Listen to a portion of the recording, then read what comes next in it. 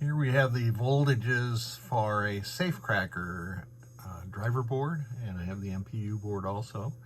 You can see the 5 volts is coming out at about 5.19, regulated 12 at 12. 15 volts is 12 volts unregulated, and then that's flash lamp and coil power.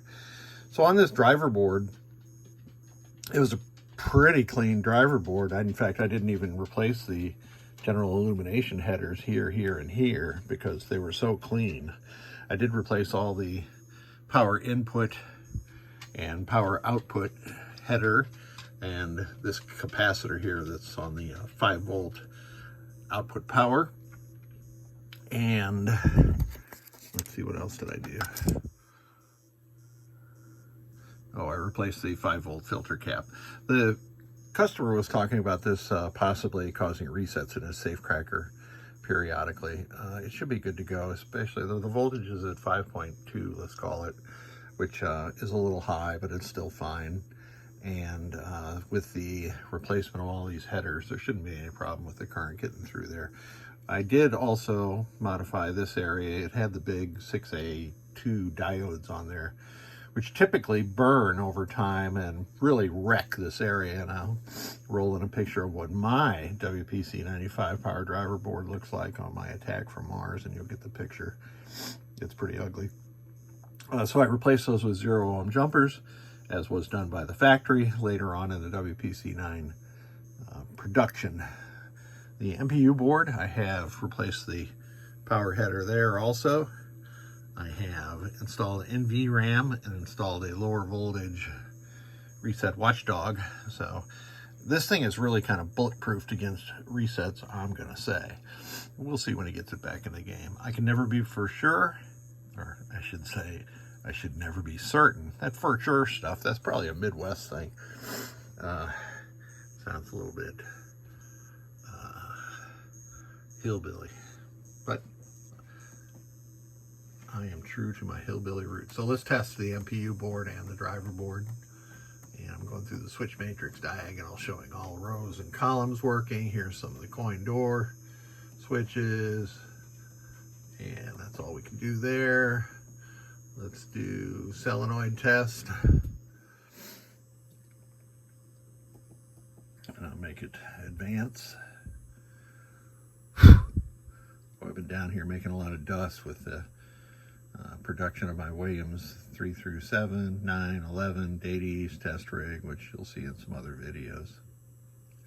The solenoids that hang on for a longer period of time, those are undoubtedly motor solenoids or something else that has to be on for a sustained period of time. Otherwise, you would never see the movement of the device. This is a flash lamp circuits, and they're all working correctly. Let's test the GI. Remember that WPC-95 has 2 GI strings which are not triac controlled. That's the reason for only 3 heat sinks and 3 triacs underneath there. I was just talking to a fellow about triacs, and you can see these circuits are all dimming correctly. In all the years that I have been repairing WPC boards, I have replaced exactly 1 BTE138 triac. They just don't fail, and I've indicated that in the pin wiki also. A lot of people will say, well, I need to replace that triac. That's the last thing you need to replace if you have a problem with the dimming of your lamps. Now that is sort of snaking its way on the display, and that is only because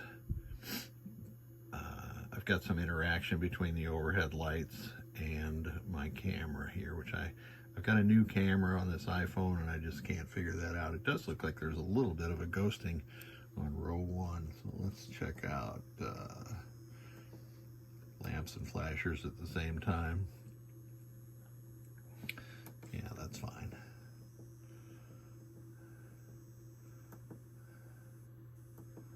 Ordered lamp. Yeah, there's some, I hate ordered lamp. Let's do this.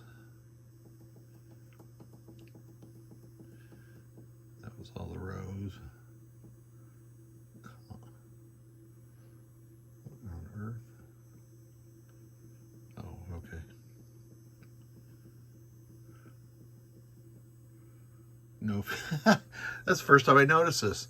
This thing was set up to have columns through column 14, and it says no physical column there. Huh, interesting. Wonder if that's unique to SafeCracker. And now we're in the rows. And there is a little bit of ghosting on that first row, but I don't know. That may just be because this is an LED display. And I think that's it. I've only played SafeCracker a couple of times. A lot of people love that game. It's kind of cool. It's super fast. The one Chad Keller had was super fast. All right, enough talk. I'm going to pronounce these boards good. I'm going to look at this ghosting a little bit more, but I don't really think that's an issue. And I thank you so much for sending this board pair. I should put a label on there that says batteries not required. I left that battery holder on there because this board pair is absolutely pristine, and a lot of SafeCrackers are sort of high-end restorations, so I didn't know if the client wanted that on there or not. That is up to him. Thank you so much, and Merry Christmas, everyone.